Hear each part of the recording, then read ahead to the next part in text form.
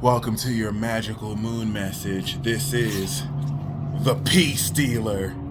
See, I told you, motherfuckers, this is Libra season. You have, listen, this is not a joke. Like, some of you don't have your, like, superhero alter ego transformation costume switch, and it shows, man.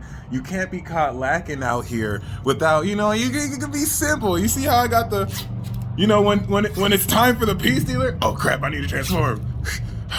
You feel me? Like, some of y'all don't have that, and it shows, me. You gotta be ready. Like, this is Guild Wars. We're in the second boss battle. It's happening. We're literally 4 days away from the Pluto square. You gotta be ready, son. You gotta freaking, you know what I'm saying? I keep it under here just in case it gotta go in. You feel me? All right, other than that, though, welcome to Moon and Aquarius, Sun and Libra, 5th house. This is an opening trine before the closing trine in Gemini, and we are activating the new moon cycle after the first quarter square, where we're no longer activating and now we're integrating. We're taking the power we activated. We're coming into integrity with the cap. We're strengthening the intellectual cosmic quality of this power through Aquarius, and then we're going to integrate through Pisces a divine, extra dimensional, supernatural, out of this world perception in order to give you legitimate ultimate understanding of powers that you're coming to literally understand much more uniquely, much more abstractly, much more supernaturally. And as we talk about the supernatural, let's talk about Aquarius. This is definitively the supernatural. Even though Sagittarius and Capricorn are supernatural too, I like to think of Aquarius as supernatural energy because it is quintessentially out of this world. Shout out to the Aquarians. I know y'all are acting like you're human, and it's tough for you to act like you don't know certain answers to questions because you don't want people to ask you, how did you know that? And then you say, well, I'm an alien out of this dimension, and now they think you're weird. But other than that, it's really amazing because this is the cosmic extraordinary balance that's going to once again integrate this new power. Remember, Libra is developing relative to Saturn and Jupiter and Aquarius this very extraordinary quality and sense of your polished artistic self. Let's say your superhero self. Let's say your super self, because some of you are super villains. So let's say your super self. There's your identity and original self, and then there's your super self that individuates and integrates all of your skills, and you're boom in that state of classic amazingness, classic Libra amazingness, Sagittarius. First thing I wanted to say before I went on that rant, because I'm a Gemini and I'm just going to have these rants unexpectedly, is take your time. I think some of you are trying to rush this process. I think some of you are 30, 40, 50, 60, and you think that you're on a time limit. I think some of you forgot that, you exist outside of this reality continuum. And despite the persistent illusory nature that, puts you on this hamster wheel, think of the millions of dollars spent in advertising to create a sense of urgency. Ask yourself how much a sense of urgency is worth. And if you want that answer, look at the amount of dollars, the millions and billions of dollars, rupees, yen, pounds, that advertisers spend to create a sense of urgency within you to buy products and services that you legitimately don't really need. And you compound all of this in the making up of this infrastructure in society, which Pluto and Capricorn is dying, by the way, Team Apocalypse. And this is, of course, putting you in a position to feel like you have to be better than the next person. You have to keep up with the Joneses. You have to get this to look beautiful. You have to get this to look hip. Look at how many grown-ass men and women buy luxury cars because of the sense of status that it gives them. Meanwhile, the manufacturers selling the luxury cars bought the parts for a discount of the price, and they're literally raising it up because of brand. And like, we've normalized being finessed because that's just a status symbol. There's really little to nothing about today's society and culture that isn't moving backwards, but we have this illusion of progress. And this is where, in the awakening of you And your individuality and identity, you're starting to see how you stand out and don't really belong in this. And you're starting to attract to places where you do belong. I don't mean to give this cynical, seemingly cynical view of society for no reason. We're in the apocalypse, all right? Representing the fourth horseman of, what do they call that? The fourth horseman of the apocalypse. I have a certain insight on these things. This quadruple conjunction was literally on my moon and Saturn, so I kind of have a hand in it too. But other than that, what's very important is you're going to understand very knowledgeably the full expression of this greater understanding of this new aspect of your character. It should almost feel like you're stretching out and breaking through into expressing facets of you that have been latent and dormant your whole life.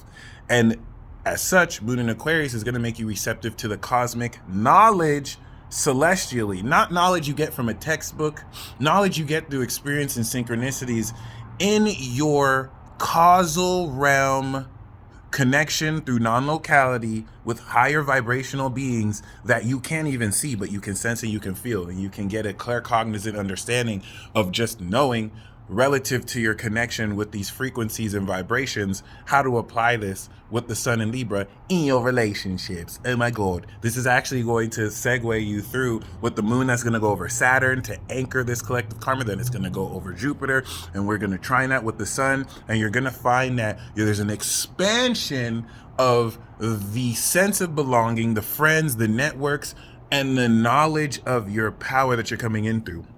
So don't feel like you have to rush this. Many of you feel like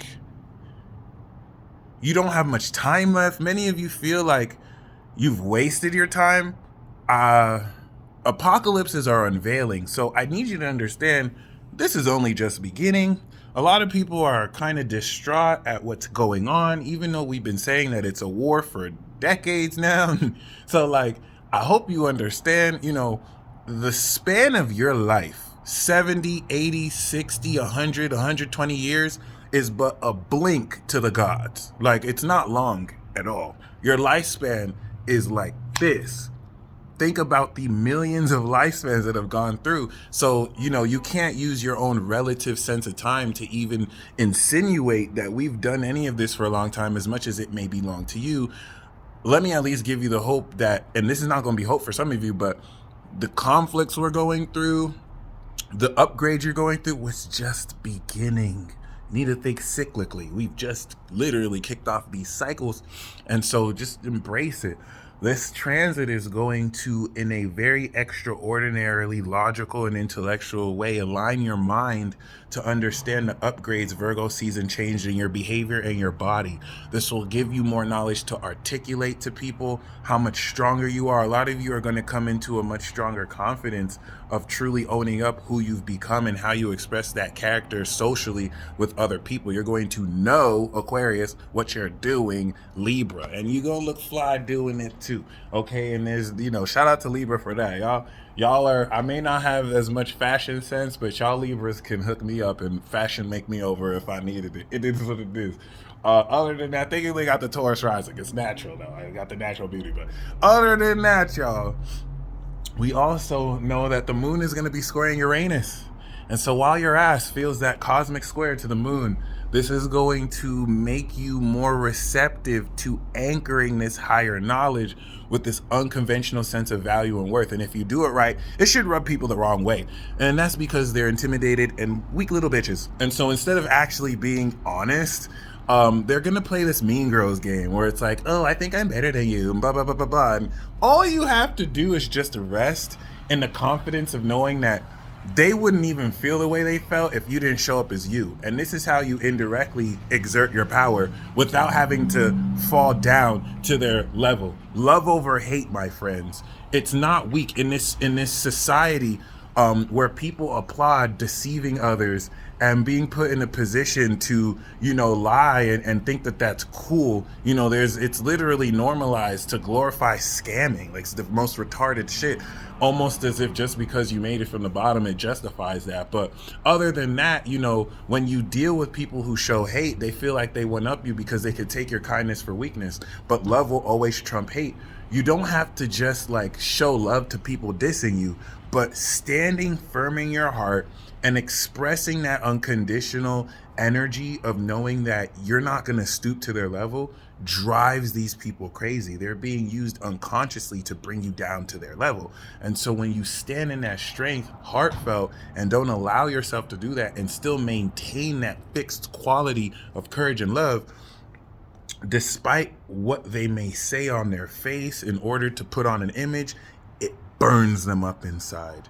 You need to really, don't take my word for it, practice it yourself. When someone tries to bring you down to their level and then you're arguing with them, both of you look like fools and nothing's resolved. When you let people get off what they want, let people talk to you however they want to talk to you, but you still maintain that confidence in yourself and I'm not going to go down to their level, it pisses them off so much, especially the dark forces that are using them like puppets to get at you. And this is how you could do daily exorcisms without even having to lift a finger and just standing firm in your own courage. I'm not telling you to be no one's bitch. I'm not telling you to be no one's doormat. All right, you can still throw these hands and have love in your heart. You could beat the shit out of someone, but you have to have love in your heart first before you give them these hands. That way you're not just fighting. I know that sounds kind of funny or weird. I'm totally serious. Like it's really a mindset, a mind state thing. But outside of that, I think y'all are really gonna enjoy this. Moon's in the sextile Chiron, so allow yourself to communicate certain vulnerabilities. This transit is going to prove to you that despite a lot of the, projections negatively from people who are just intimidated of you, or people who just can't necessarily admit that, or people who can't necessarily accept the individuality of you, you're going to realize that it was meaningless the whole time. Because it's one thing to say things over and over, and it's another thing for them to never be backed at all by action. And you're going to be seeing this. A lot of long-held assumptions about you or what you represent, you're going to see that there's been a lot of this, but there has been none of this. And this is literally going to strengthen your stance without having to do anything but just show up as you. So congratulations, you're going to gain keen knowledge with Saturn to ground it and Jupiter to expand on how to use your superpowers. And as you gather this cosmic energy, before you were generating pure energy in Scorpio, as you now detach and gather this cosmic energy in the form of knowledge, you're going to experience that when the moon's in Pisces. So you're getting the knowledge of how to use your abilities, and then you're going to experience it, moon in Pisces. This is going to prepare you to actually develop a new talent based on these new skills. So some of you are going to take supernatural abilities, skills, powers that you've always had, and you're going to learn how to take them and create a brand new talent during this transit. You're going to come into much extraordinary knowledge about who you are relative to everything you've downloaded and come to understand with your actions and evolution and awakening and transformation. Stay blessed as always. A transit like this will once again remind you why you're at the position and level you're at and how you're protected in this war. I don't like to call it a spiritual war because that's just a way to abstractify the conflict. If I call it a spiritual war, then at some level you may think it's not as real as a real war, when it's a fucking war. Like whether, what do you want to call it? Economic, spiritual, it's a fucking war. And it sucks because it's going to take CNN to say we're at war with someone and AK-47 shooting before you motherfuckers really know it's a war. But war is coming out of Libra right now. It's finished its cycle. It's going to get ready to come back into Saturn. So it is what it is. Keep looking to the news to lie to you because they ain't telling you shit.